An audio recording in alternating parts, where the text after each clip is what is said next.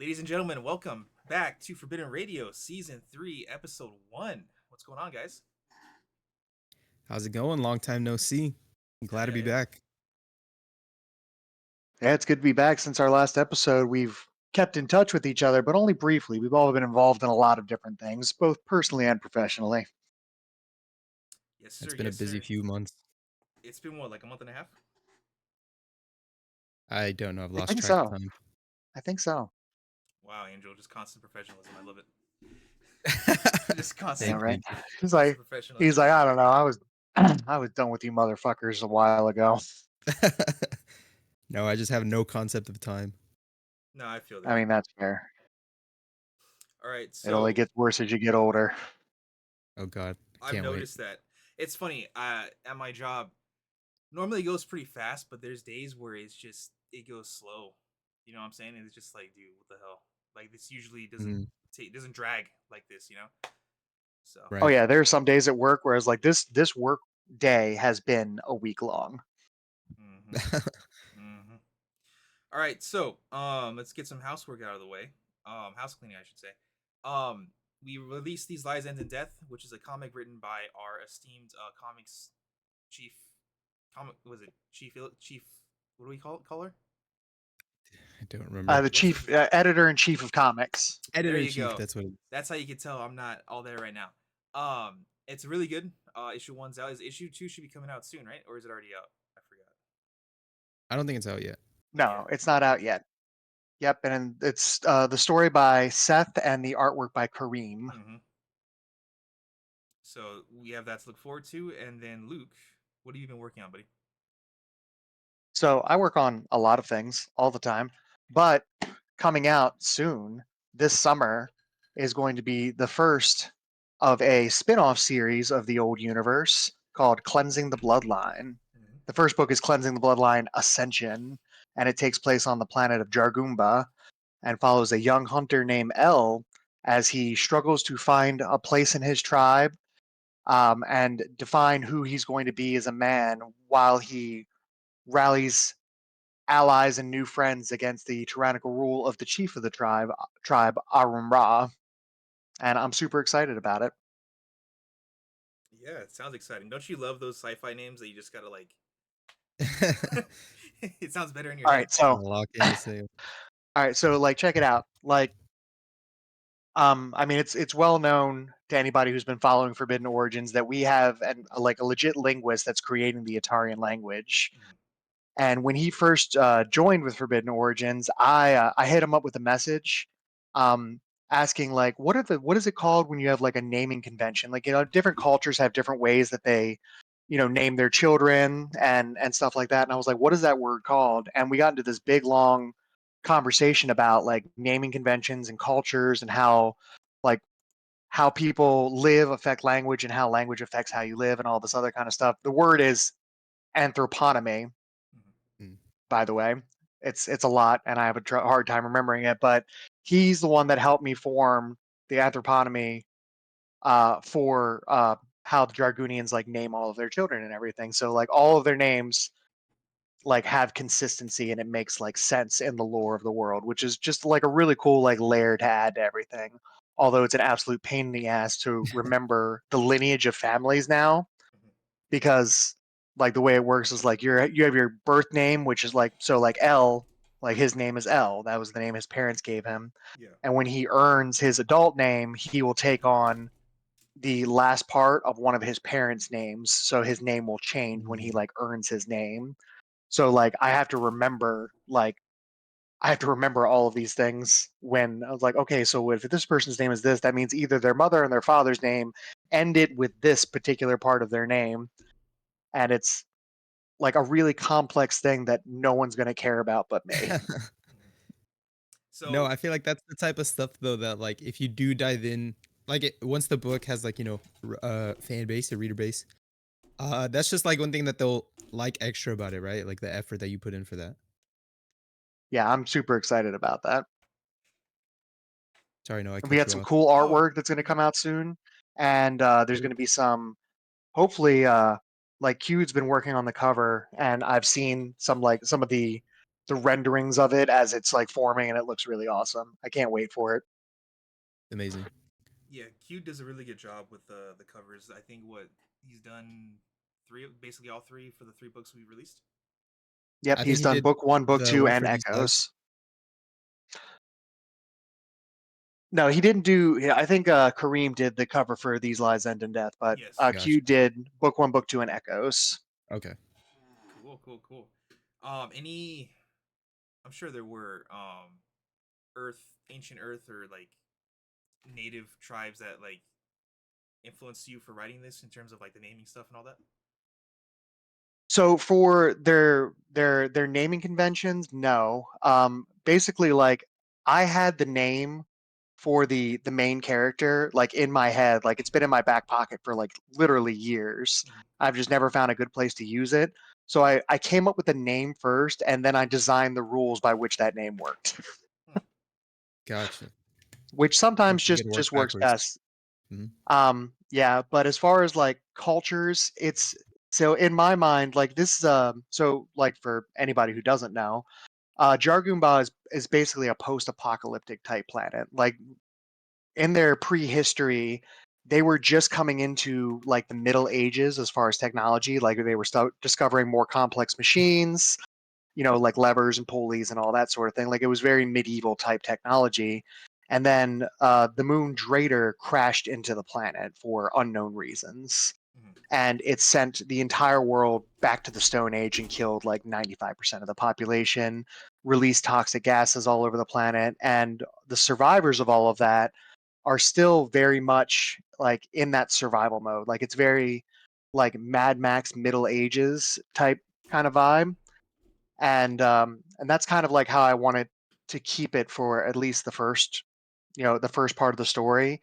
It's almost fantasy, but it is taking place within the sci-fi universe, and that the more science fiction elements will be introduced much later in the series. But it's going to go big and it's going to go hard. Big and Awesome. I hard. can't wait. Oh Okay. yeah, Hell yeah. you know just how Noah likes them. Maybe. Um. No, that's sick. I Hey, like no that. shame. Yeah, yeah. You're not hot. And so Am I hot? Yes, I am hot, but it's not really appropriate for me to be naked on camera. You have to subscribe for that. No, with the beanie. I don't know what it's forbidden like over there. fans. Well, you see, it is hot in here, but my hair is just fucking all over the place right now. Whatever, who cares? Okay, well okay. Oh, this actually is a whole lot better. No more hot flashes. Hell yeah. What's the weather like over there? Right now it's in the 40s, so so like last week it was like 90 degrees here, and now it's like Oh, in the 40s again. So we just went through like spring, summer, and then right back to fall. oh my It's god. it's wonderful here in South Dakota. We're also having wind gusts up to 60 miles an hour, so that's super Jesus fun. Christ. It's like 90 here and I'm in the garage, no AC, so it's pretty hot. Oh yeah, I bet. I bet. You're a And I have a madman. heat lamp on over there, but it's fine. What the fuck? Why? Hugging it out because I need light. This the one bulb way in the back over there doesn't light up anything. Jesus Christ. I need to get more lights for here. Yeah, I need to get like a lamp or something. Every So time I Noah, look what have back. you been working on? Oh, me? Yeah, you. What have you been working on? Yeah, little old you. What have I been working on? So, I've been working on a comic. Okay, let me actually redo that. So, Eric and Armani, our esteemed co-creators and of Forbidden Origins, gave me an opportunity to make my own comic with them. Basically, make a second IP for Forbidden Origins called Manifest, and it's a superhero comic, and I've been working on it for a while now. I have the first two issues done. I have the first story arc technically done. That's gonna be about 6 issues, and the first two issues are done. We just have to talk to the artist that I want to work with, and then we're gonna break ground hopefully around mid-July to get the first couple issues done, and that will be the second front for Forbidden Origins in terms of IP. And hopefully people like it. It's gonna kind of start off like it's gonna take place in LA in SoCal, and there's gonna be it's gonna start off kind of grounded, even though the guy has powers. The kid who's gonna be starring in the comic but then it's gonna get more grand, more insane as it goes on. Hopefully, if it's allowed to go on. So keep that in mind. Uh, it's gonna start off kind of basic, but then get crazy as it goes on. So you guys have seen the lore, what we want to do. In fact, these Mhm. two guys are working with me on Light the World. So yeah, Yeah, it's pretty exciting. It's starts off as like street level superhero stuff and gets mm-hmm. into much larger scale threats, much larger scale allies and enemies, and it's like Angel and Noah have got some pretty cool ideas, and Noah's really built this really cool world and invited us to play in it. And I've already bombarded him with a ton of different ideas because that's just how I roll.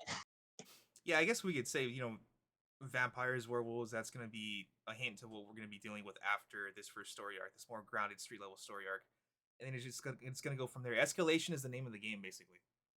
Mhm. So yeah, that's what we're doing. Actually, Very speaking of cool. vampires, uh, we all watched a movie that came out last month. What was it Oh called? yeah, Sinners Sinners, Sinners, Sinners. with Michael B. Jordan and his twin brother, Michael C. Jordan. Michael C. Jordan. You know, actually, his Michael B. Jordan's dad's name is Michael A. Jordan. Really, I did not know Yeah, that. my sister told me that because we were talking about the movie, and I made that same joke where I was like Michael C. Jordan, and she was like, "Well, no, because his dad is Michael A. Jordan, so his son would be Michael C. Jordan. So maybe Michael B. 2 Jordan."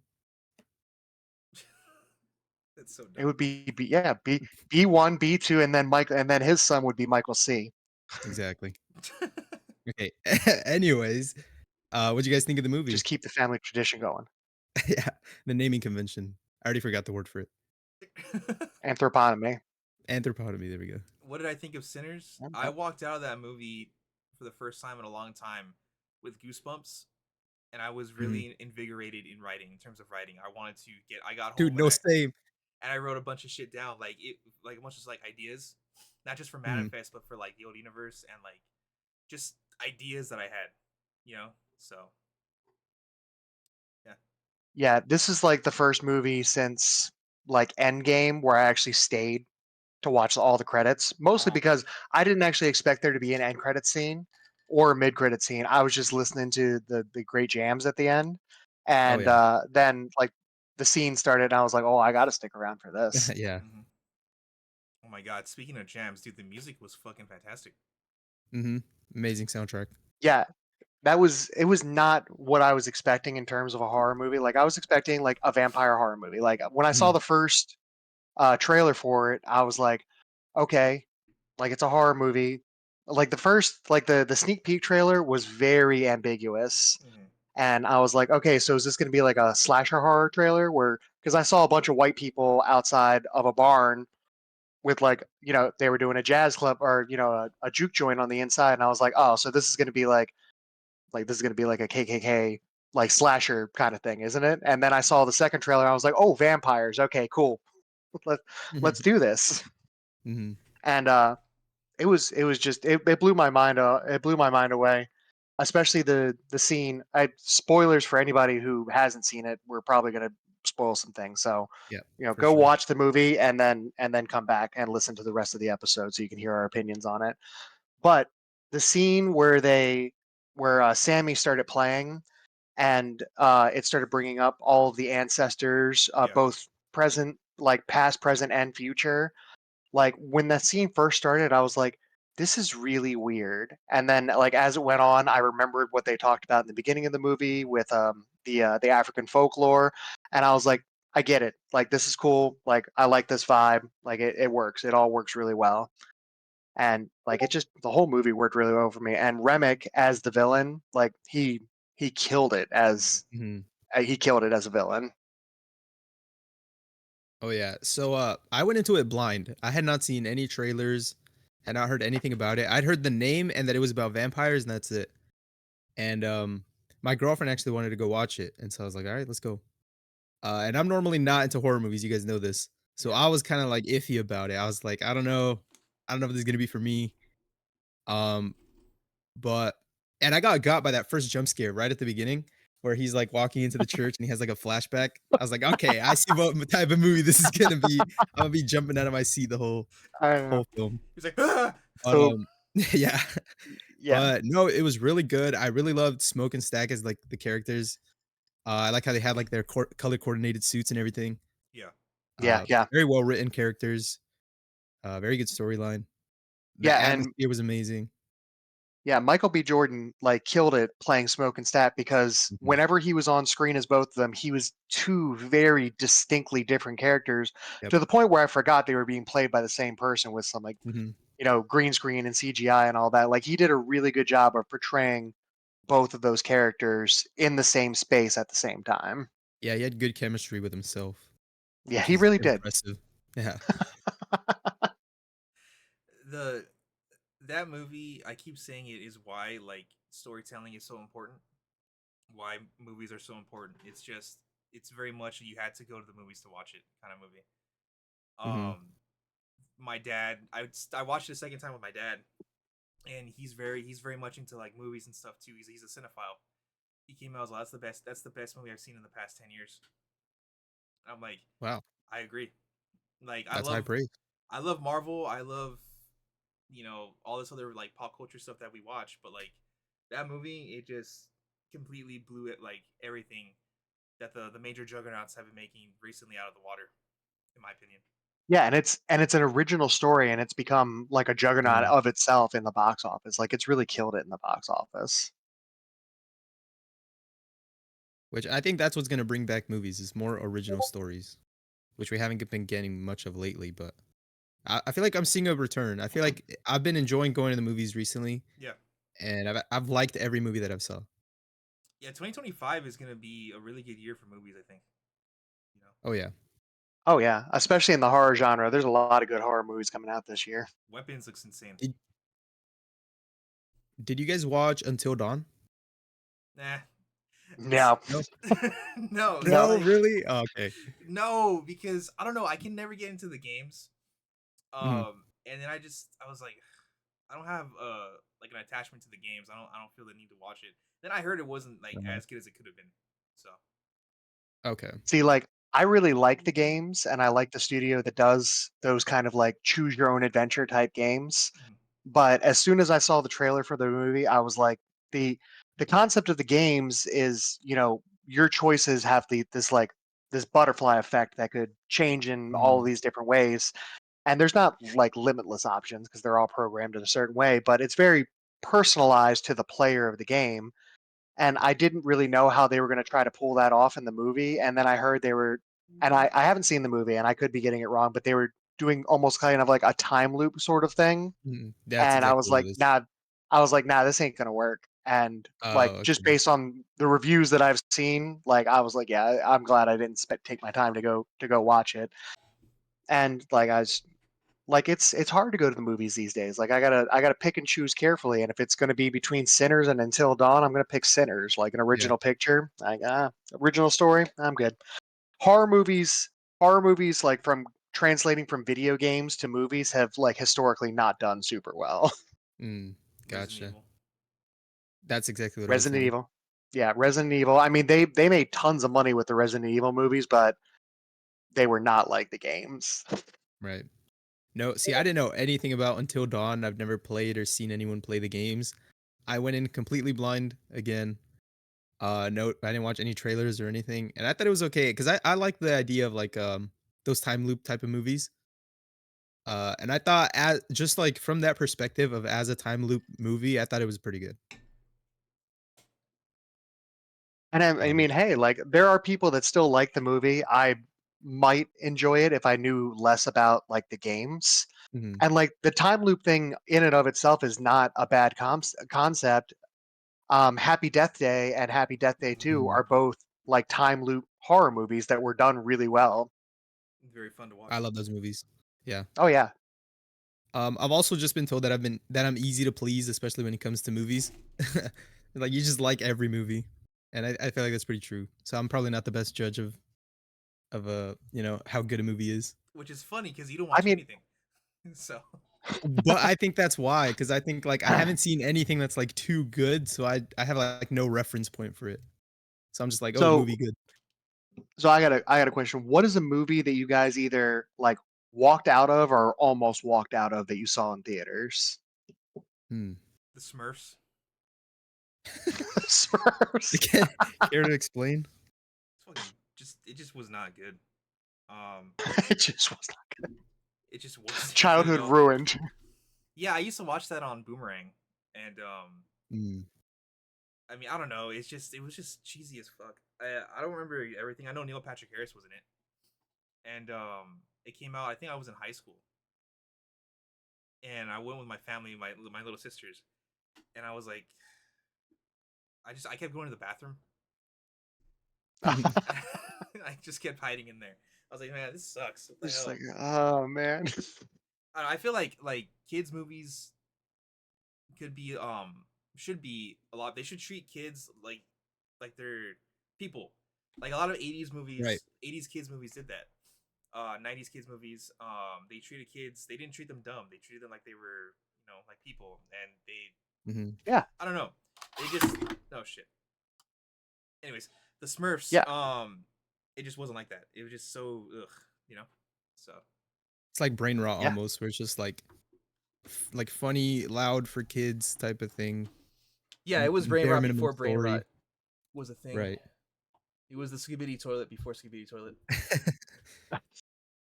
Yeah, I mean, like the movies that I grew up on as a kid, like they weren't afraid to go into like the heavy stuff and like explain it in a way that was simple enough for children to understand Mm-hmm. and Hmm. yeah, like kind of introduce them to these concepts that they might not have ever been exposed to before. And not all movies were like that. I mean, I'm not looking back on the 80s like, oh, just the 80s were better overall, but Yeah.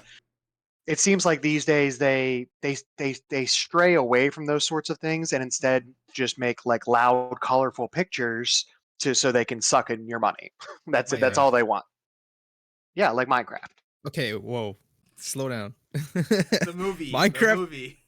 Yes. No. I A know. movie. I love that movie. I saw it like 2 times in theaters. I was gonna go a third time, You but I ended up fucking not going. nerd, dude. I knew you would Um, like that movie. okay, here, look, here's the thing though. It's like going into it, I was like, this movie's gonna be so stupid, I'm gonna hate it. But then once I was actually there, I was like, okay, this is like the movie is aware of itself. It's almost like a parody, right? Like it knows that it's stupid and it like plays into it. And I think that's hilarious. I think Jack Black and Jason Momoa had like great chemistry. The part where um he rides him while they're flying through the What? away from the gas. What the fuck? If you have you not seen it? No. No. Not even F. What? Myers could get me to go watch that. What the fuck? Like, I Okay. I I highly just said that recommend. I have to really choose the movies that I go see, and it's good if it's going to be between This is one Sinners that and you need Minecraft. to choose. This is Now, one as that soon should be as at the I top of your list. listen, as soon as I saw the TikToks of like whenever the chicken jockey came on screen, everybody was screaming and like jumping Oh, around. yeah. Like that is not a good movie going experience for me. mm, Like now, like I'm trying to enjoy them. Shut the fuck up and sit down. I'm Okay, trying that's to fair. enjoy this. No, well, I mean, like, it became a meme, right? And, I don't know if you guys remember this, but back when Despicable Me 3, I think, came out, okay, people that were was like Mhm. cool.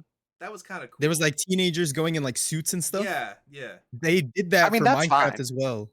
There was an entire row in my theater of just, like, teenage boys dressed up completely in suits, Okay, and, that's like, funny. at every, like, funny part that was, like, clipped for a TikTok, they would, like, clap.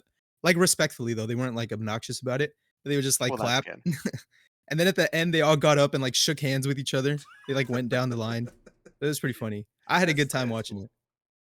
No, I mean, there's nothing wrong with going and like being a huge fan of the movie and like cosplaying your favorite characters and doing all that sort of thing. I saw the trailer for the movie and it just wasn't something that I wanted to go see. It didn't look like something that I would really enjoy. Like I've watched some animators, like independent animators do like their own little like Minecraft stories or Mhm. even people like doing like video replays of the game and like telling stories like that. And like I would have loved to see something like that. Like as a Oh, huge yeah. Minecraft fan, I think it would be really cool to like get together some of these creators that have been doing this kind of stuff for years and like let them like have a shot at a full length movie that could play to like a larger audience. Yeah, okay, I But agree no, they wanted 100%. to. they wanted to shove a bunch of big names in a movie and do Yeah. a bunch of loud sounds and lava chicken and chicken jockey and all that kind of stuff. Although I will say that some of the TikTok creators that have made like the lava chicken from the movie do look pretty good. Yeah, Like I Mhm. I would agree. try it. Okay, yeah, I agree. It's definitely not a good movie, but it is a fun movie to watch. And that's okay. That's okay. Your age Mhm. is really showing your angel. Okay. Yeah, okay, I understand that. Uh-huh. Uh-huh. But, like, I just feel like it's not, like, supposed to be taken seriously, right? Like, you go into it and instantly they're, like, cracking stupid jokes, and you're like, "Okay, this movie is a comedy." Like, it's not supposed to be a good story. And the story's, like, super basic, like, the actual plot, Uh-huh. but there's some good moments. I will say that.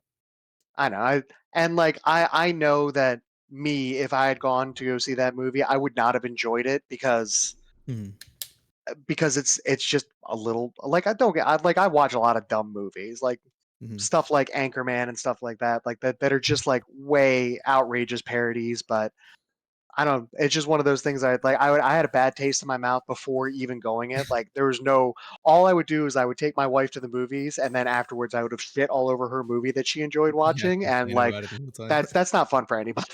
Yeah, That's not okay, fun for fair enough. anybody. The only thing I'll say to Um, that, Luke, is that Anchorman is actually funny. Like it's actually well written. I've never seen it. I can't Oh, A comment on that. oh, you've shocker. never seen Anchorman, Angel. I've never seen it. Nope. Oh man, what a surprise. Add it to the Um, list. Put it on the list. I will say Add this. it I to mean, the as queue. long as you had a good time, Angel. I mean, Yeah, Yeah, that's all it that was great. matters. And, the second time I saw it with my little brother, and so he really liked it because he loves Minecraft, and he loves that, like, brain rot, like, funny stuff, so you saw that it was a fun time twice. as And well. that's I and saw it twice in that's a cool theaters. thing. Yeah. And that's a cool thing too. Like taking like a Yeah. kid to go see a kids movie, like you're seeing it through their eyes. Like it's a Mhm. completely different experience. Mhm. I agree. We went to Disneyland last month, and I like Disney. I think it's awesome, but I'm at a point now where it kind of got boring. But I feel like if Mhm. like one of us has a kid in like 5 years, like I'm talking about like my siblings and me, we're all in our 20s or something, 5-10 years. That taking that kid to Disney would probably be like seeing it through their eyes would make it fun again. So Right, Yeah. it brings back that spark for yeah, sure. yeah. So sinners. Um, Let's oh, I let's was get gonna back to circle that. back to what Luke asked about bad movies that we wanted to walk out of, Oh yeah, you know what? Yeah, go ahead. Go and, ahead. yeah, and I was gonna say Fast and Furious 10 was probably one of the worst movies I've ever seen in theaters, but it was also so bad that it was, like, funny how bad it was. Is that the So one where I they go I into had a good space? time, but it definitely was awful. Huh? Is that the one where they went to space? I think Did so. they Yeah. really go into space? Yeah, Oh They my went god. into space in a Pontiac. Yeah. Yes. in a Yeah, that Pontiac. checks out. And they were also, basically playing Rocket League with a bomb. Like, they were, like, hitting it around with a car. It was, like, this big round bomb, like, rolling through, I think, Rome it was or something, and they were just, Mhm. like, crashing into it with a car, trying to get it away from people. It was incredible. Jason Momoa, Beast. though, I will say, was hilarious in that movie. He was, like, the only redeeming quality of that movie. I mean, Big fan Jason of that Momoa's guy. got some comedy chops. I'll give him that. Mhm. Like he's definitely pulled off that action hero turned like comedian Right. sort of And that acting career. shines well in a Minecraft movie. This podcast Well, is just gonna be me trying to when convince I you guys to watch Minecraft. when I find it in the dollar bin at Walmart, I'll buy it. Okay. Alright. When I'm drunk on scrolling through Netflix, I'll watch it. Here, I'll go watch it again in theaters, and I'll stream it in Discord for you guys. There you go. You know what? That's If fine. you You can do actually that. did that, I would watch it. Alright, bet. Yeah, we should do like a mystery science theater 3000 version of it where like Angel streams it and then Noah and I just like react to it the entire time. That'd be awesome. You joke about that, Luke, but that's something that I've been wanting to do for like the past 10 years. For videos, just That'd be like, cool. do you know what that is, Angel? Nope. All right, I so mean, I Mystery can Science get an Theater idea of what it's like, 3000. but Yeah. mhm, It's basically like it was this show that started and they would play these like really shitty old like sci-fi and horror movies. Yeah. And it was like a human dude and two robot puppets, and you all saw their mm. silhouettes against the screen during the entire movie. And they would just do nothing but like fucking like make fun of the movie the entire time. Yeah. Oh, okay, gotcha. That sounds funny. You guys Yeah, will yeah, be the two robots. yeah. You can be the human. We'll be the robots. That's fine. Yeah, I'll voice act. Why not? I'd All love right. to see Yeah. that. I'm. Anyway, you wanted to circle back around to sinners. Yeah, yeah. Damn, guys, nothing's changed. I love it. Um, If anything, what it's was I gotten gonna worse. say? Yeah. So, Un- in terms of Sinners, right? What did you take away from it thematically? Angel. Good question. I was gonna say, Luke, go ahead and go first. Um, I don't know if I have a good answer for this. I'm not gonna lie. Putting me on the spot here. Circle back to me. Well, I'll go first. I mean, there was a lot of things that I picked up from the movie. One, I really liked, like, for a movie about like vampires, that it wasn't so much centered around like Christian mythology. Like, it Yeah. was very Mm, much around like African folklore, African mythology, African religions, and like the hoodoo bag that Smoke had around his neck actually had an mhm, effect Hmm. on the vampires. Like, it kept the vampirized stack from, biting his throat out. When they did the when they did the prayer, when Sammy did the prayer trying to protect himself from Remick was like, ah, yes, I remember this. It still gives me comfort, and like, it basically had no effect. Yeah. But like, bringing in these other mythologies like into the mainstream so that people could see it, and like realize that like this is not something that's like, it's not something like for that doesn't exist, or like that existed a long time ago. Like, people still do currently believe in this, and they still like have these practices, and they, from what I've read, because like I'm no expert on African folklore and mythology, like from what I've read, they were pretty accurate, and they were Yeah. really faithful. Like, Ryan Coogler did a great job of like bringing that all to the forefront, and doing it justice, and not just in like the stuff that was very obvious in the screen, but like you had mentioned earlier about Smoke and Stack's color coordination, like all of that having ties to like hoodoo and these other like little bits of like folklore stuff. I can't remember what they were off the top of my head. I'd have to like do my research again and have it in front of me.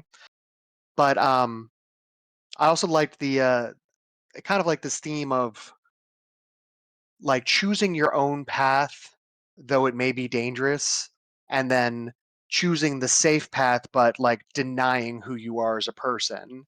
mm, So like Sammy, he was faced with this choice where like his love was music.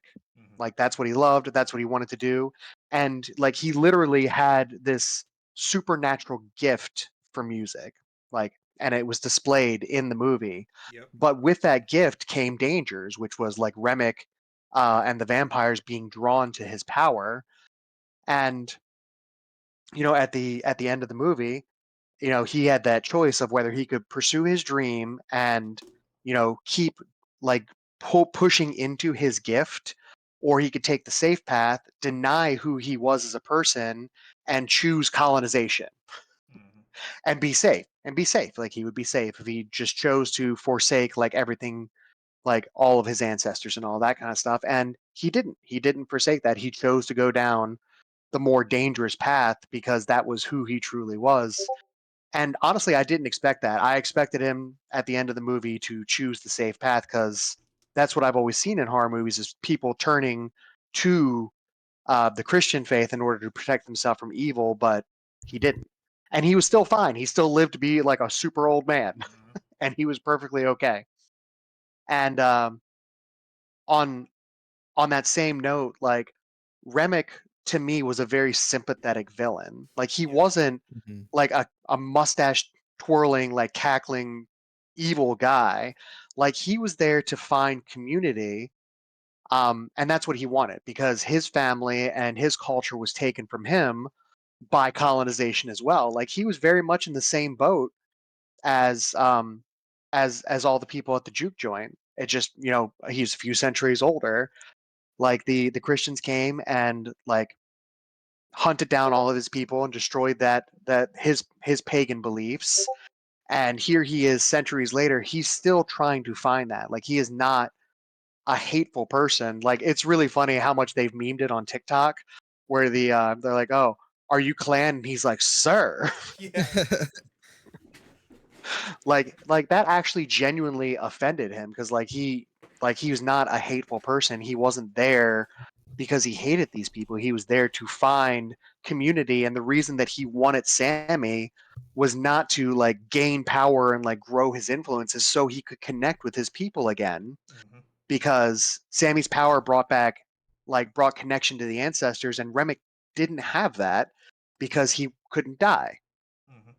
Hmm. And like I just like all of those different like layers of themes in that, like I saw it all and I was like, this is a really in-depth and layered movie, and I just really liked it. It was such good storytelling for me. Hmm. I was gonna mention about how I like the theme of like how music is seen as like bad sometimes, like especially newer music. You've seen this Yeah. throughout the generations with Hmm. like rock and roll, hip hop, stuff like that. People are always like, "Oh, that's the devil's music" or whatever. Hmm. And they kind of play into that, especially at the beginning when he walks into the church and his dad's like, or not when he walks into the church, but uh afterwards when they're like in the church and he's like, "Come on, you gotta, help your dad with the, preacher stuff, whatever."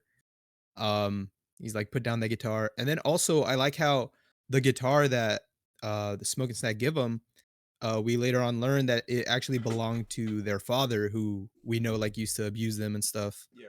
Hmm. Which kind of plays into that like music being evil thing.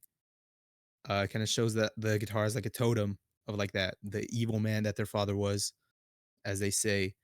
But then we see him sticking out the music thing all the way till he's old. In the I think it was the post credit scene where he's like an old man and like they Yeah. come to him again and like he continued to make music. He sold tons of records and stuff. I thought that was really cool. I was gonna mention something else about him being old, but I forgot. All right, we can Um. circle back to it if it comes Yeah, if it no, comes to you. you. Yeah, the floor is yours. I just like how the connection to the connections of like the different major cultures. You have Irish, African American, and African, um, and Native. They were Choctaw, right? Oh Mhm. yeah, the Dude, Choctaw. dude, they were only on for like less than 5 minutes, and I want at least a 6 episode miniseries about them, dude. Holy Mhm. shit. Yeah, and ending with Remick escaping. Like I want to see what led up to that because those Choctaw were on his ass. Yeah, I think it's one of those things where someone had said something that I really like that um uh colonizers were there before African slaves, right? And there's an implication that probably more vampires had shown up in the past. So if the natives hadn't dealt with them like before, like the African if they didn't have their own version of vampires, they ended up running into them once the colonizers came here. So they've been dealing with these monsters for a while. So Mhm. the fact that they were able to they theoretically beat his ass so well that he was running from them. I want to see how they became what they became in terms of hunters. Hunting, fighting these Hmm. things. And is there are there more kinds of monsters? Like, do we have Wendigos running around? Do we have skinwalkers on like the Midwest? You know what I'm saying? Like, is there a Hmm. bigger world? The thing I like about this movie is that it feels like a window into a world that like was has is still like going on. Does that make sense? Mhm. Like, I know a lot of Yeah. Mhm. stories are, but I feel like this is a small window into a much larger world. You know, so but then again, I'm happy with just Sinners just being its own, just one movie. I don't if Yeah. they don't make I know. anything I more, I don't mind. But you know, Yeah, I get what you mean. Like I do see this as the possibility of like opening up a much grander world, yeah, like the Sinner's world. Um, I almost don't want it to be that way though. I Mhm. think it's going to be same. only because like it's made so much goddamn money. Mm-hmm. Yeah. It's made way more money than anybody expected it to, and they're going to want to try to cash in on that. And Mhm. because the studio wants to cash in on it, it's going to immediately make it not great. Yeah. I mean, if Ryan Coogler's still on it, if he's still at least producing, As Yeah, as long as Ryan Coogler is like attached to it in some even tertiary way, mm-hmm. like I would still go see it. Yeah, Like even if they came out like from the world of Sinners, like yeah, okay, I'm gonna go give it. I'm gonna give it a shot. But if it's a cash grab movie, it's not going to work. But Hmm. if they want to continue what Sinners started, Hmm. then it's going to be like successful. Oh yeah. Like you said though, I'm okay with it being just a standalone. I'm a fan of Hmm. like movies and books that are like that, where it's like just let the story exist as it is, Hmm. let the world die where it needed to, well, not die, but like close off Yeah. where it Hmm. had to, and just let it exist as what it is. No, no adding onto it, no prequels or anything like that. I think that's fine. I think it would be okay like that. I think this is a really good movie, and it doesn't need any like spin-offs or sideshows, whatever. Though, like, if they do come out with it, I will go and watch them and see what it's about, see Yeah. if they kept up with the movie. And I'm still okay with it because it's still like sequels, prequels, spin-offs, all based off of an original story. It's like it's a Right. new IP. So if the people who created that IP are interested in expanding their world, I'm interested in watching it. That's a good point.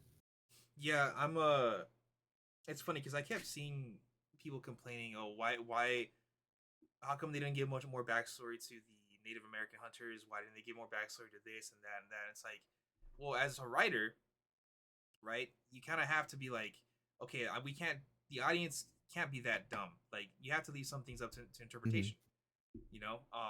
Now, what I, like I said, what I want, like a mini series about the Choctaw, sure. But I'm with you guys both where I'm like, you know what? If we can keep it as this one movie, that's fine. The only way you'll get me in theaters for something more is if Ryan Coogler is attached in some way. If he's not attached to it, I don't want to see it. You know, so that's like That's my one fair. caveat. Also, Luke, you might like this. I don't know if you were an X Files guy. He's gonna be Oh yeah. he's making the next series. Really? Yeah, Ryan Coogler is doing it. Are they doing like a reboot or are they like starting with fresh new characters? I think it's gonna be a reboot. Okay. And Ryan Coogler is attached. I think he's directing some episodes, but he's the showrunner. I think so. Nice. Yep, I'm down. Yeah, I saw some people complaining about that. I'm like, dude, have you not watched, aside from Sinners, have you not watched his other stuff? He's a really good director, really good writer. What else has he done? Black Panther, Creed, Oh, okay. Fruitvale Station.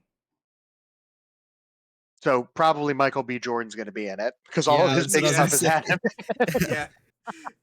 Hey man, Seeing the Like you're that's coming yeah. with me. that's an A1 pairing though. That's a Mhm. that's a proven pairing. You know, I like Michael B. Yeah. Jordan. He's really good. Yeah. you know what he gives me? He gives me '90s Will Smith vibes. Except That's more before my dramatic time. chops and less Yes, comedy. yes. But like he's got that like charisma. Like in '90s, Will Smith Mm. had that charisma that you just want to hang out with him. You wanted to like watch stuff he's in. You know, Michael B. Yeah. Jordan gives me that same vibe. You know, so Yeah, he does have a strong aura. he's aura farming wherever he goes. Or a That's farming right. for sure. Hey, but you know what? Tom Cruise validated that motherfucker. He's like, yeah, like he made a post. You go watch Sinners, and I'm like, man, you got the Tom Cruise seal of approval. You know what I'm saying? No, right? That's awesome. So yeah. Anything else you guys want to comment on Sinners? Actually, you know what? Well, Go ahead, and then I'm gonna say something after. okay. I was gonna circle back to when you said about the natives and how like you got to leave it up to interpretation. I think also things like that where it's like oh like the audience you see that and you're like oh so there is definitely more to this Yeah. world like Mm-hmm. that they're not showing us. I think Mm-hmm. as a writer that's like one of the best tools that you can use to Yes. like make the world feel more alive without having to like over explain everything and show everything. It's one of those things of like show don't tell or whatever, Exactly. where Hmm. like you hint at like oh there's something else going on over here that we're not talking about, but it just makes the world feel bigger than what you just seeing on the screen. Alive. All right. Yeah. Yeah, there was some like interesting writing advice that I read a long time ago, and I'm gonna butcher it a little bit because I don't remember it verbatim. But it was something like for example, you have vampires in your world, and they're in the city, but they have a hard time finding a place to sleep, and somebody says like, well, why don't the vampires go like live in the sewers where it's dark all the time? And as a writer, you have to come up with an explanation for that. So let's say your explanation is, well, it's because of the gators in the sewers. Mm-hmm. It's Hmm. like, what do you mean? Like, what do you mean the gators in the sewers? Why are there gators in the sewers? And it's like, well, that's because the sisterhood takes care of them. Like, who's the sisterhood? Why are they there? Mhm. They're there to take care of the gators. Yeah. You create this like circular Mhm. reasoning, and it creates depth to your world without making it like super deep. Mm-hmm. Mhm. It answers just enough questions to like satisfy the reader or the viewer or whatever. And like I like it when movies don't explain too much, because one, it makes the movie a lot longer. Mhm. And like some mystery is good because it gets people talking about it, and Mhm. it lets people like play with your world and like speculate and like just like expand upon it themselves and have Mhm. conversations that they might not have ever had before, because you didn't trust your your viewer to like think for themselves and like kind of figure Right. out some stuff on their own. Yeah, that's something I've noticed recently, especially with like Netflix originals and stuff. They will just straight up explain everything to you. Like you're a 5-year-old watching the movie. Like they just say out loud all the exposition, just like verbally. And it's like, Yeah, okay, they I'm don't not stupid. You could just show me some hints and I'll put it together. Yep. yeah, they don't trust the audience to do any work at all. And to be completely fair, a lot of audience doesn't want to do any work. They want Yeah. everything spoon-fed to them, and they want everything explained. And like, I don't feel like doing that. I don't Mhm. like doing that. Yeah. Like I Also, will do just enough to make sure that the gaps are filled in. yeah. And Mhm. like I might know the reason for things, but I'm not going to explain it because Right. I don't feel like it. It's Mhm. boring. Like a lot of it's not very entertaining. Mm-hmm. And a lot So of it's like not even just that important figure it out. Yeah, it's to not the that plot. important. Yeah. Hmm. And also, it's funny. There's like there are certain franchises that are kind of an exception to that. I feel like Star Wars is one where it's like at least there's like a lot of things going on, right? And someone said, "Oh, you have to read these books to understand what's going on with this movie." And it's like, Hmm. well, that's not always a good thing. Like only what like maybe 10% of the audience is gonna do that, if that, and Mhm. that's a generous number. It's like I feel like your movie kind of. I'm not gonna say it sucks, but if you have to like have ancillary content to be able to understand what's going Mhm. on in the movie, like the deeper ramifications, it's like, well, then what's that say about your movie? You know what I'm Right. saying? It makes it feel incomplete. Yeah, because I don't know, like at least the like 7, 8, and 9 are kind of self-explanatory in my opinion. You really don't need a whole lot to like. You have to watch the first six, sure, but like there are some slightly deeper themes in the first three, the prequels. But it's like you Hmm. really don't need to have read some books to understand what's going on. But then like I get really annoyed when someone's like, "Oh, you had to have read this, you had to have watched this." It's like, okay, not everyone's gonna do Yeah. that. And then I'm only saying this because I rewatched Revenge of the Sith a couple weeks ago. Right, they re-released it. No, last month in April, and I fell asleep like 4 or 5 times. Oh And god. and I'm like, I love these movies, but fuck, there's that George Lucas dialogue. You know what I'm saying? Mm. There's that George Lucas writing. You know, and it's just like, and then overheard this couple. She's like, oh, why is he doing that? Oh, and why is she doing this? Why are they attacking this? Why are they there? And the guy's like, oh, you had to have watched this, you had to have seen this, and I'm Mm. like, that's kind of like if your movie can't explain to you in the movie why things are happening, it's like your movie kind of isn't doing its job, you know. Yeah. So I It don't know. needs to be able to stand alone, even if it's like, because like you see this with like even like sequels, like they will re-explain things that you saw in the first movie just in case like you forgot or you missed Mm-hmm. something, whatever. Like anything Hmm. that's important to the plot of your movie needs to be set up within that same movie. Mm-hmm. Otherwise, it just feels incomplete. Which is one thing that is kind of a pet peeve of mine with Marvel, which like I do understand that like okay, it's a whole like entire universe that like sure you got to watch this movie, this show, whatever to understand like maybe the character a little bit better, but even like with Thunderbolts, it's all like characters from other shows or whatever or previous movies. And I have not watched them. I didn't watch Black Widow, I didn't watch the Hawkeye show or whatever. I didn't watch Falcon and the Winter Soldier. And I still thought that movie was great. It does its job of setting up the characters, setting up their motivations, explaining what they're like and their background, and then playing it out and then having them go up against this, this enemy, which you said you haven't seen it, Luke. I know Wait, who did it you see it? is. Okay, did you see it, Noah? I've seen clips, but I know how it goes. If you Right, want to right, talk right. about, we can Okay. talk about it. We don't have to. I just thought it was really good.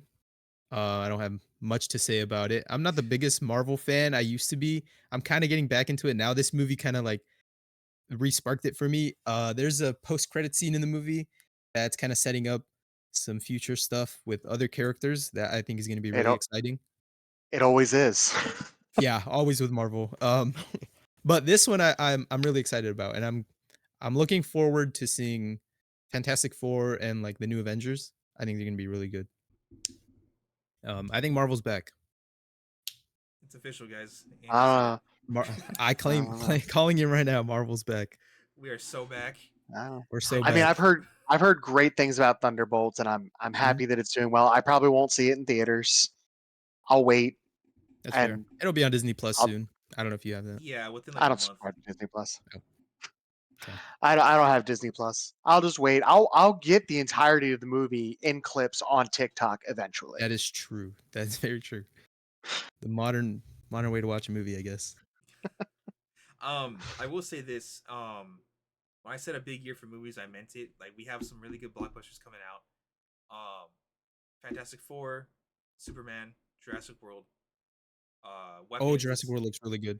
It looks fantastic. Weapons, that horror movie is coming out. Have you guys seen the trailer for that? I have Yep. not. Weapons. It's been It's a minute since I've seen it, but I did see it. That looks interesting. I keep seeing it's a theory that it's about the Pied Piper. Yep. And I really don't know that story all too well, but it's pretty interesting to me. I also see that it might be like an allegory for school shootings, which I can kind of Oh see it. shit. Given how Okay. in the trailer the townspeople are talking about what's going on, it's very similar to the way people reacted to like aftermath of school shootings, you know. So I like Mm. that. What else is coming out? Oh, Caught Stealing is coming out. It's starring Austin Butler. I guess it's like, how do I explain it? I don't know how to explain it. You have to watch the trailer. It looks really good though. It takes place in New York. He's dealing with I think Russians, uh, Jewish mafia, and some other people, some other faction, Puerto Ricans, and it deals with money. It's a crime movie, a really funny looking crime movie. And then there's that Bad movie with Bunny's in it. what? I said Bad Bunny's in it. I'm looking at the cast list. Yes, yeah, Bad Bunny's in it. Um, what's that movie with Leonardo DiCaprio that's coming out in November? Shit, he's like a spy or something. Anyways, that movie looks pretty cool. But Superman is the movie that I'm super excited for. Oh I yeah, am. that one looks awesome. Oh my god, I'm so excited for that. You know, All right. So this is probably going to be a hot take. I am not a fan of Superman. I don't like Superman. I don't like Superman movies or TV shows or comics. I that's find You him to don't fire. be like him very like as a character? I don't like him as a character. I find him to be very uninteresting.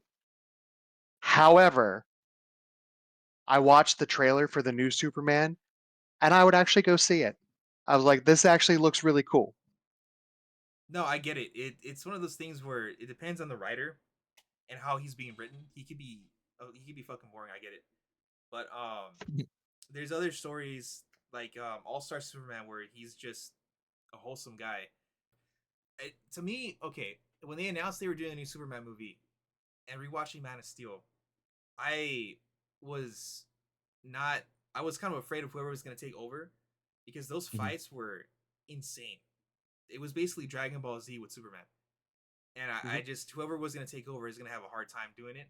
But just from the trailer, mhm, these trailers alone, I can kind of see where Gunn is coming from because he said that a lot of the flying scenes were based off Top Gun Maverick to Oh, be Okay. that's cool. specific.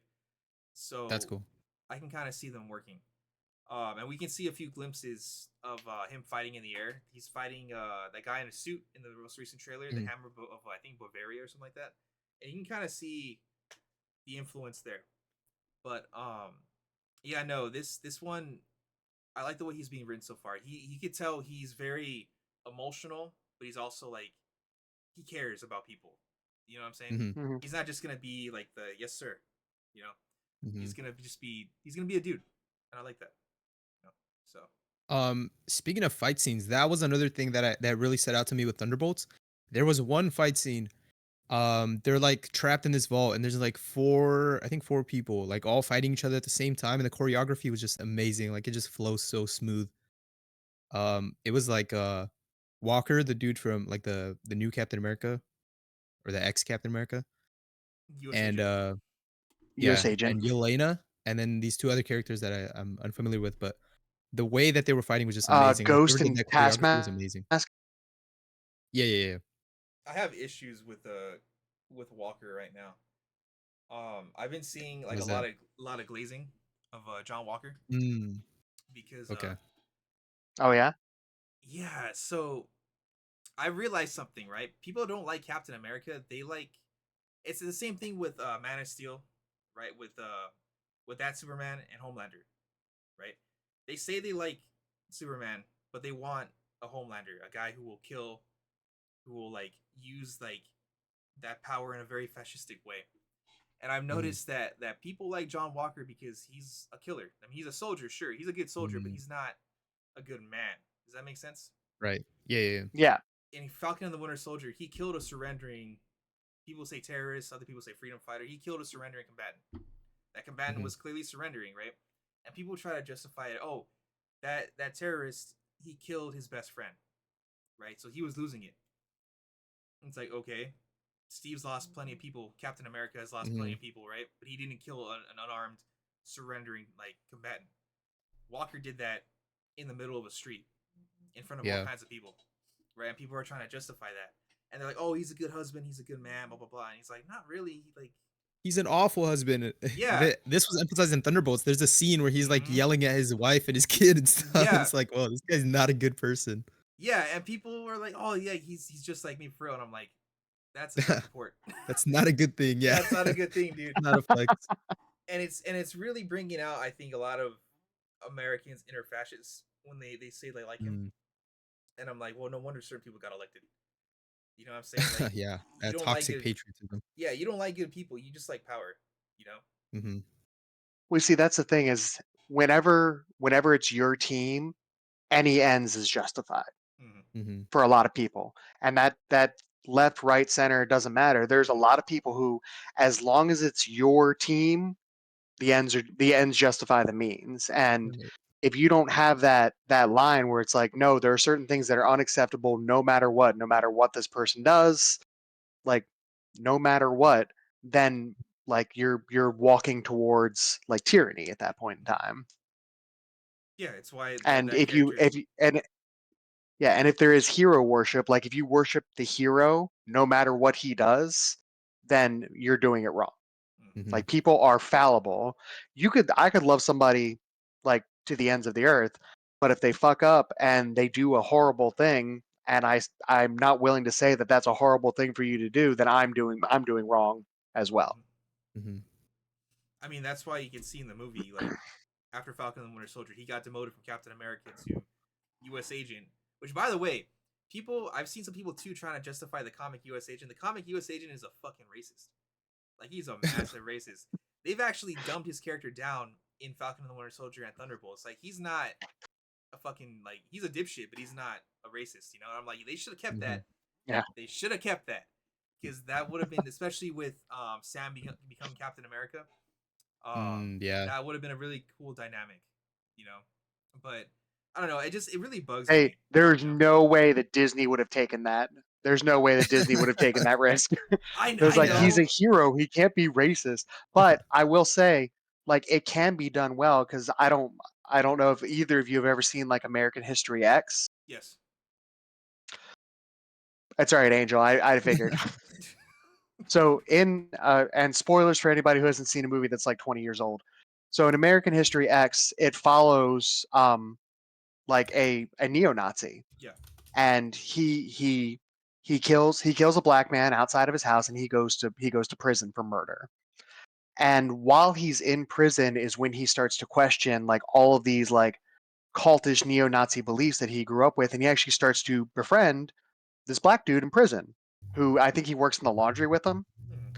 and like it changes his entire perspective on it. And like that's the kind of thing that you would have to do to USA agent to give him that depth, is to like really take that risk of turning a completely shitty person and giving them a redemption arc. But no, that's not something that's like easily tied up in the space of a movie. American History X did it. By the end of that movie, like you really sympathize with this character who started out the movie awful, like the worst human being. And like that's not an easy thing to write. It's not an easy thing for an actor to pull off, and it's not something that Disney's going to take a risk on for their multi-billion-dollar franchise. Mm-hmm. In a TV That's show, fair. it could work. But they They're had that they're chance trying with to sell Falcon and the toys, Winter Soldier. goddammit. I know. They can't sell a racist toys. Well, I mean, they'll sell I'm a sure lot they of them, can. but to the wrong people. I will say this too. Thunderbolts had a really good Superman scene when he fought when Sentry fought the team for the first time. Oh Mhm. yeah, that was That was insane. that was basically just Superman versus the Avengers, and it was fantastic. Mm-hmm. You know It was awesome. that level of power. You're just like, yeah, this is why Superman would probably, if he was bloodlusted in Marvel, he would just rip shit, man. Like Yeah. Jesus Yeah, Christ. no, Sentry was OP as hell. And not to give too many spoilers, but like Valentina, the lady that basically created him, Mm. like she made him into a god and then gave him an ego and then was like, "Oh no, why is he not listening to me?" And I was like, "Okay, what did you expect? Come on." And then also there's this scene, oh my god, this scene was crazy. Like you could hear gasps in the theater. Red Guardian, he like Oh yeah. he saves this little girl who's like about to get crushed by a giant piece of concrete. And he's like, "You're saved, little girl." And then she just like gets turned to a fucking shadow by the void guy. And it's That like, oh was my god. that was Like the fucking awesome. sound in the theater was incredible. Like the sound design for that was Yeah. awesome.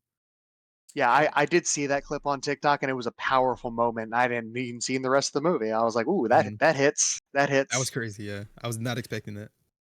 and guess what? None of the events that happened in New York of the during that time, the void, like the Century, will be reflected in Daredevil season 2.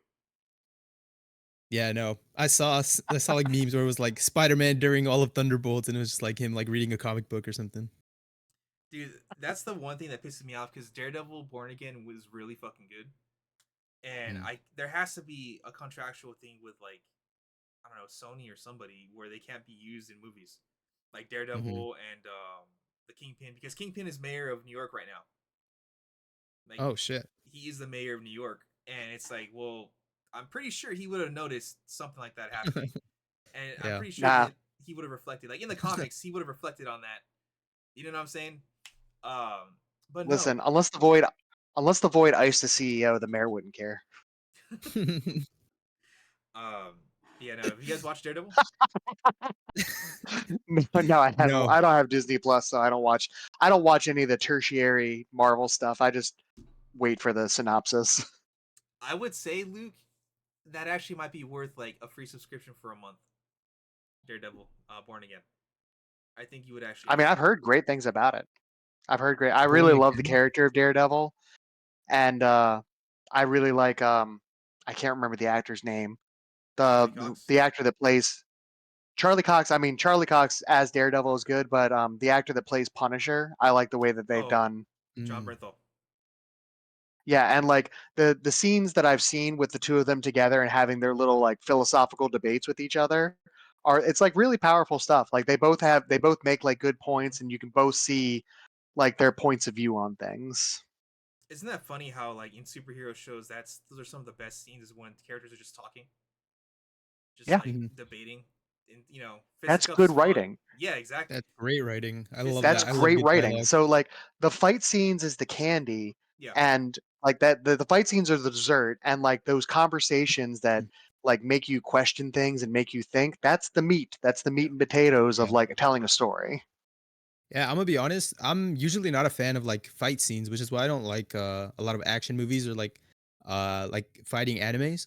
Because I'm like, okay, I'm watching a 5 minute fight scene where they're just like throwing shit at each other, taking turns, beating the shit at each other. But I don't know. Some people like that and I get it, but I find it kind of boring. I prefer like the heavy dialogue and stuff. Hmm. Just a I like both. personal opinion. Yeah, I get that. So you like dramas more than action. Oh, yeah. Oh, I love dramas. Oh, I'm a drama guy for sure. see, it's I mean I like the action scenes, but Like there's two different kinds of things. Like this is going to be an action movie and it's just going to be brain candy the entire time, and that's fine as long as that's what I'm expecting. But the movies that have those powerful fight scenes that have actual emotions tied Mm, into them that make you feel something because they've told a good enough story that it actually impacts you as a viewer or mhm. as a reader, like that sticks with you. Like if when there's actual emotional stakes to it, like that's Right. powerful. Funnily Okay. Yeah, enough, I see that. that's going back to Revenge of the Sith. That's actually how I felt about Anakin versus Obi-Wan. That's how I've always felt. Um, Yeah. it was it's a pretty intense fight. Like it makes it better too if you watch the Clone Wars. Oh my god, I'm turning to that guy. But it's just If you just read this book, you would Mhm. understand. yeah. Um, I don't know. It's just that's such a good fight scene. You're just like, oh my god, brothers are fighting. But yeah. So I actually Wait, they're want to brothers? no, no wait. Oh, Are you being dead ass? yes. No, I don't know like anything about Star Wars, I'm gonna be honest. they're master and apprentice, Oh, I see. Okay. but like they're like 5 years apart, so they're more like older brother and younger brother. Mhm. So Okay.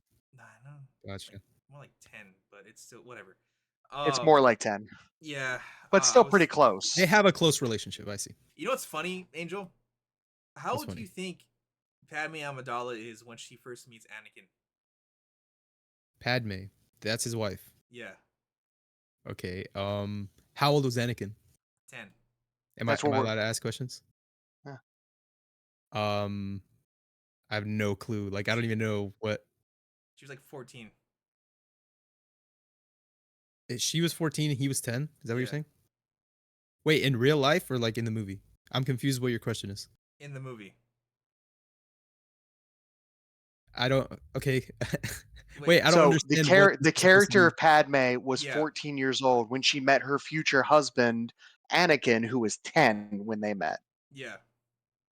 Okay, and how is that important to the story? No, I It's just not. thought it's not. I just think I to this day I still think it's kind of weird. That Oh, okay. You're saying because she's so much older? yeah, which in reality it's kind of like I feel like when you hit your 20s, it's not that bad, but when you're Yeah, kids, yeah, it's yeah, just for like sure. But 10 to 14 is a big gap. Like or like I a mean, if it's like they a if it's one thing if they met when she was 14 and he was 10, like they met. They didn't start yeah, no, dating no, no, when no, they when he didn't was start 10 dating. see, years old. that's why I was confused because That's like I what didn't Yeah, no, it's not bad if they met and didn't start dating. If they started like dating when he listen, was 10 and she was 14, that's problematic. That's an yeah, issue if we want to talk about age gaps, I have very little room to talk. there. Okay. Yeah. Yeah, see, but I mean it's different when you're adults. I just thought it was But funny. yeah, I 14 and just 10 wanted is to a see what you think. pretty wild gap. I Um, think it's a wild gap. I think it's fine if they didn't start dating. I don't know, like Yeah, if I mean, it is one of those things where it's a little weird where like if you know somebody when they're like a little Sure. kid and then when they grow up you're like, "Oh, well now." Okay, well that's I feel like that's very different too. I think if you're like waiting, counting down the seconds, that's an issue. Although But to be fair, like Anakin started all that. Like Padme was mm, perfectly fine keeping her distance and he was like, "Yeah, I've loved you since I was a little boy and I'm going to get me. I'm going to get okay, me I feel like mine." that's a common trope that I've seen a lot too, where it's like the younger boy like falls in love with like the older woman, and it's like it's not seen as problematic. I feel like as like if the genders were reversed. yeah, I mean, so like I was rereading a series of books that I really enjoyed when I was younger. And in the books, the main character, he's a knight, and he basically like raised the princess, and then he was Mm, banished from the land for like 15 years. And then when he came back, she was an adult, and she was all about him, and he was just like, "No, like okay, is kind of weird." But of course, mm, they end up getting married and having kids of course, by yeah. the end of the whole thing. And like he's like in his 40s, like in his 40s, 50s, and she's like 18 when they get Mm, together. yeah, that's And like weird. he literally raised her. Raising her And is I weird. was like Yeah, that's the weird and part. I was like, this hits different now. Hmm. What series is that? It's the it's a book a series of books by David Eddings. It's fuck, he did two Series. series. Who's like book I can't movie? It's remember. called Cleansing the Bloodline. Holy shit. No, no, they are all appropriately aged in that. Although there are some adult themes in it. I can't remember what the name of the book is, but he did two series with these characters, both trilogies. So you could like read the first trilogy and like it Mm, has a satisfying ending. And then the second trilogy you could pick up and not have really read the first trilogy, and they kind of introduce enough where you know what's going on. okay, But that's it cool. I was like when series do that. Sparhawk. Sparhawk is the name of the knight. That's what I remember. Okay. Yeah, I Like don't it's recognize good. any of these books Don't either. listen to the audiobooks though. The audiobooks are not good. I'm gonna be honest, I can't do audiobooks. I tried. I got a free trial for Audible for ordering online on Sonic, and which I think is weird that like stores have been doing You that now. clicked Where it's on like, the ad? What the hell? is that an ad? I don't know. I just said free. I clicked it. um, Yes, that's what that is. well, it gave me free Audible, so I was like, sure, why not? And a And I was virus. listening to Worth. I was listening to House on the Cerulean Sea, Uh-huh. and I can't pay attention to audiobooks. I just zone out, and I'm like, oh god, I missed the whole chapter. I don't know what's happening now. I gotta rewind. Yeah, So that happens to me sometimes. But I like audiobooks because I can multitask, so I can listen to the book mm, and like do other things at the same time. that's fair. I get You, that. I even like I have an issue with online orders too. Like I don't like reading stuff on tablet. Like even comics, I still like Mm, my physical. The closest same. thing Mhm. I ever got to audiobook is this YouTube channel that I watch called Comic Pop, where they do like a story summary and they kind of riff on the comic. That's probably the Mm, closest Okay. I've ever gotten. Oh no, the I would say actually the closest would be Comics Explained and Comic Historian. They mm. read the comic to you, but they also like add in extra stuff. You know, uh, Yeah, I think See, that's yeah, good. I think that's enough to keep me engaged. yeah. yeah, see, I really like audiobooks because I can do multiple things at the same time and still like be getting a good story. But my problem is I've been trying to read more indie authors, and indie authors can't afford narrators. So I Gotcha. have to read like their physical book or I have to read on my Kindle. And I'm old and I fall asleep a lot. I've had this book by my bed. Like it's this really good book, and I'm like 3 chapters into it by Kel Byron, A Lonely Broadcast. I've had this book by my bed for like 6 months, and I'm like 3 chapters in because I keep falling Yeesh. asleep. And that's no commentary on the book. The book is really good. I'm just old and I don't get enough sleep. See, my issue is I also have a book that's been sitting by my bed like all year. But my issue is my phone. Like I'll pick up I'll get a notification, pick up the phone, put the book down, and then just be on the phone It's until I fall game over. asleep. It's Yeah. game over. I don't have that Fucking problem. TikTok. I have my Switch by my bed. What I are you don't have a playing? book. Breath of the Wild. Is it good? It's cool. I've heard it's great. Yeah, it's cool. I've never I'm a played Switch any Lite. Zelda games. That doesn't surprise Okay. me. Yeah. Yeah, at this point it shouldn't. Okay, so I guess to end off the pod because we're at a minute 13, an hour 13. Um, the thing that I liked about Sinners is that that's the kind of story I want to make with Mhm. Manifest. So in Manifest, we're gonna have the mainline series, which is gonna follow Stormvolt, the main character. But I also have a plan for different spin-offs and like one shots and stuff like that. Both Luke and Angel want to do their own thing, but when I watch Sinners, I'm like, this is the kind of story I could see fitting in as a spin-off, like isolated story within Manifest. You know, because I want to do Hmm. a lot of stuff that takes place in the past. So that takes place during the 30s, the 40s, World War II. You know, maybe something that's happening during like the Shogun era of Japan. You know, Mhm. so That'd be that's cool. what that story just reinvigorated me, and I loved it so much. I love like I don't know, just that movie. It was just it was Yeah, amazing. dude, you Oh know yeah, a I movie is good when it like sparks ideas for writing for you. Exactly. You're yeah, I like you're immediately sitting in the theater and I'm like, I gotta write this down. yeah, I immediately came home, put down the work in progress that I was working on, and came up with my own take on vampires. And then Yeah, and then I stuck it up on the shelf to let it kind of ferment up there for a while I'm working. let it marinate. Yep. Yeah, I fucking loved it. All All right, right. guys, thank you so much for joining us.